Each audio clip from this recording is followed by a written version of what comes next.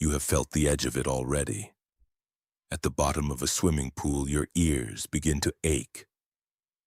On a plane, as it drops toward the runway, something inside your head tightens and pops. That small, dull pressure is the ocean introducing itself, in the gentlest voice it has. Now imagine you keep going down, past the light, past the warmth, down to where the water turns black and its weight leans in from every side. Most people picture the same thing here. A body crushed flat, like a soda can under a boot. It is a vivid image. It is also wrong. Here is the strange truth. You are mostly water. More than half of your body by weight is fluid, and water does not compress. You can press on it with the force of 1,000 meters of ocean, and it barely changes its shape at all. Your bones, your muscle, your blood, the soft machinery humming inside you, all of it is built from a substance the sea simply cannot squeeze. So the deep does not flatten you the way the movies promise. The danger was never your body being crushed. The danger is the air you carry and the gas that will quietly turn against you. Think about where you keep air, your lungs, your sinuses, the space behind each eardrum, a few soft pockets in your gut. These are the weak points, the only parts of you the pressure can truly grip. Every 10 meters you descend, the water adds the weight of one more atmosphere on top of you. At 10 meters, the air in your lungs is squeezed to half its size. At 100 meters, it is pressed down to roughly a single 11th of what it was at the surface. So why then does your chest not simply cave in around the empty space? For a long time, no one knew. In the middle of the last century, when the first divers began chasing depth on a single held breath, physiologists were certain it could not be done. Below 30 meters, they warned, the ribcage would collapse inward into the shrinking room the lungs left behind. Then a Sicilian named Enzo Maiorca dove past 50 meters in 1961 and surfaced whole.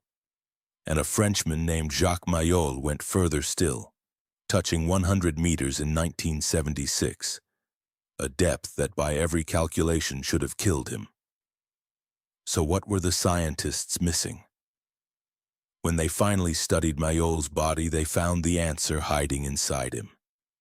As he sank, blood drained out of his arms and legs and flooded into his chest, filling the space the compressing air gave up. Blood, like the rest of you, will not compress.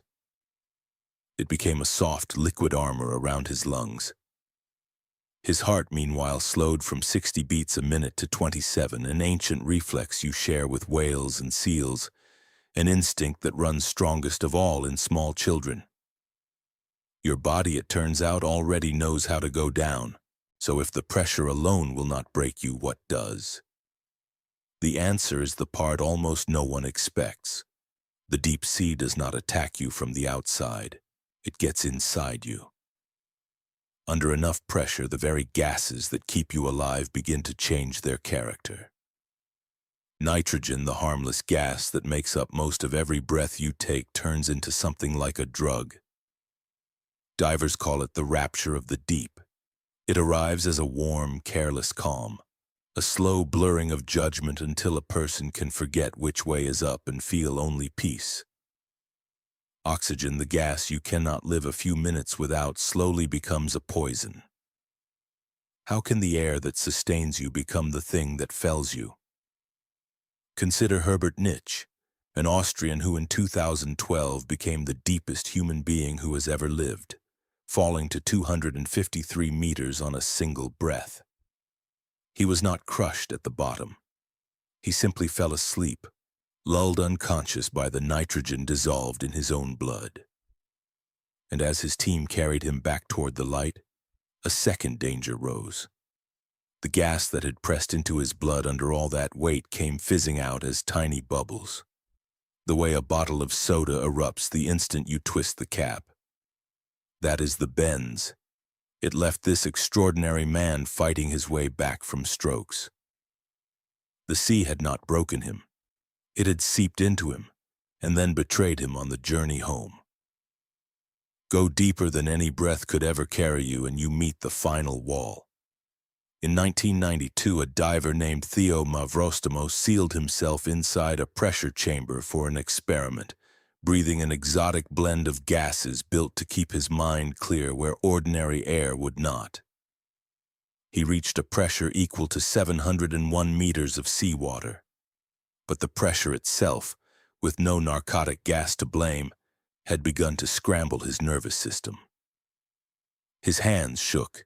His body trembled at a depth where his own teammates could go no further, halted at 675 meters by their own shuddering limbs. It took 43 days to bring him safely back to the surface.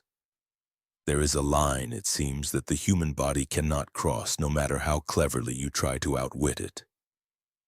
And here is the quiet part. Every one of these dangers begins with the same gentle physics you have already felt in your own head. The pop in your ears in a rising elevator, the ache at the bottom of the pool, the tightening in your skull as the plane comes down. It is the same gas in the same hidden pockets, obeying the same unbreakable law. The deep sea only takes that whisper and turns it slowly and patiently into a full voice. So the next time your ears ache underwater, listen to what they are telling you. It is not the ocean trying to crush you. It is the ocean reminding you that you were built for the surface, and that everything keeping you alive up here is the very thing that would turn against you down there.